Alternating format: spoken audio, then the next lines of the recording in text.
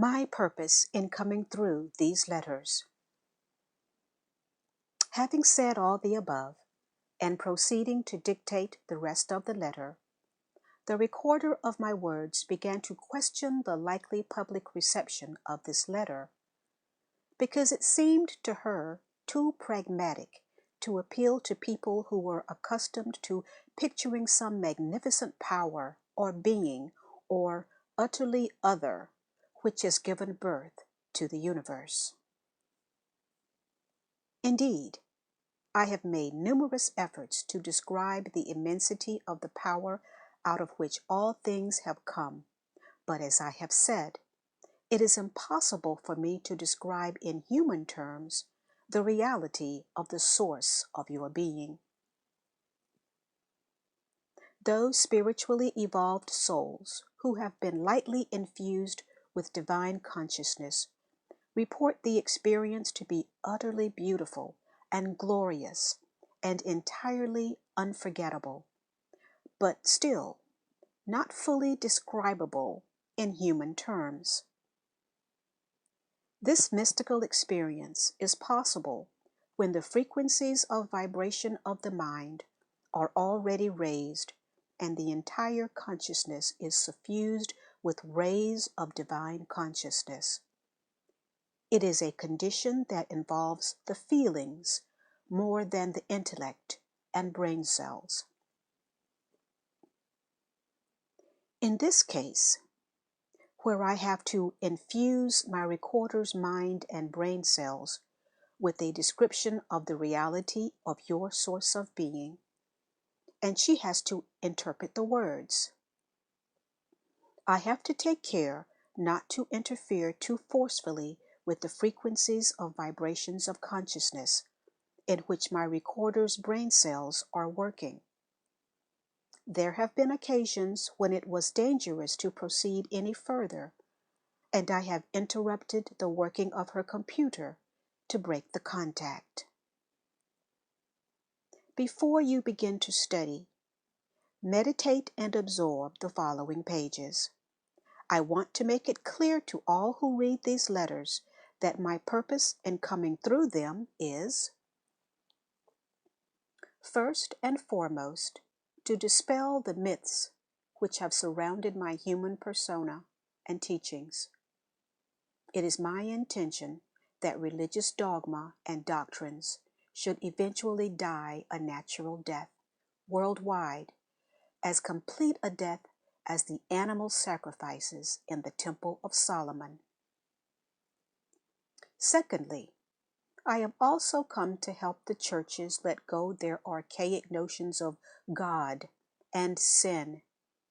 No true spiritual progress is possible until the dawning of a clear realization that each person is responsible for the way his or her life develops. Thirdly, I have come to remove from your minds the pictures of an almighty God of magnificence and grandeur and unlimited active power, who rewards the virtuous and punishes the wicked. These beliefs are wholly erroneous, albeit comforting. Fourth, I am explaining the truth of being for you, to finally dispel the old concept of God sitting aloft somewhere in heaven, where he is said to have created the world and all that is in it in a relatively short while. Fifthly, I have come expressly to help science bridge the gulf between universal consciousness and the appearance of electrical particles. Without this bridge between the unseen spiritual dimension and the seen world of matter, science will remain rooted in old ideas and concepts instead of moving forward into new realms of spiritual, scientific research for the betterment of mankind.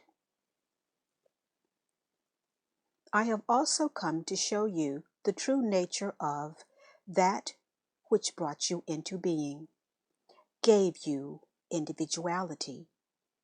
For without this knowledge, which will reveal to you the nature of your dual, yet fully interrelated being, spirit and body, you will also remain rooted in the same level of consciousness as you are at this moment. I want to make it manifestly clear that nothing ever comes from nothing. This is a well-known saying amongst you, and a perfectly true one. However, there is an eternal, infinite, consistent foundation of beingness, and this I am going to reveal to you. You have not been created. You have drawn your being from it. Obviously, you could not have come from something entirely foreign to your own consciousness. I am asking my recorder to choose some mundane, understandable examples. You could not draw a filling for tarts from a vat of treacle and discover they were mincemeat. You could not squeeze an orange and make ginger beer from the juice. You could not fill a balloon with air, pop it, and find it was dripping jelly. All the above examples chosen by my recorder are instances of logic. I want you to realize that your entire universe is a manifestation of logic and consistent logical effects arising out of related causation.